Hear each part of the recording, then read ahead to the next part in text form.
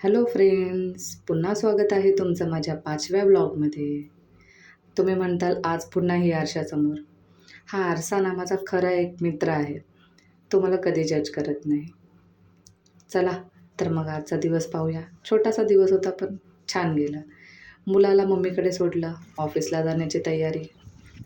ऑफिसला एखादा व्यक्ती त्याच्या पायामध्ये फाटकी चप्पल असेल, फाटके कपडे असतील, फुटलेली चप्पल आणि फाटलेले कपडे असतील आणि तो कोणाच्या घरी गेला तर त्याची इज्जत आहे ना शून्य असते, शून्य.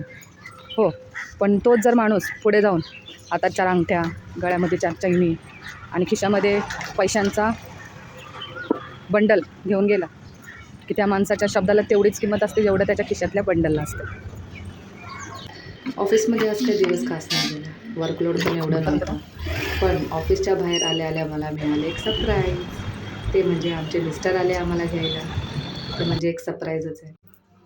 आम्ही दोघांनी चहा घेतला. चहा घेऊन परत घराकडे निघालो. घराकडे निघालं तर लहान मुलांना आपल्या हातात काही ना काही हवंच असतं. मम्मी काय आणलं, मम्मी काय आणलं. तर त्याला छोटीशी भेट. चला मग बाय.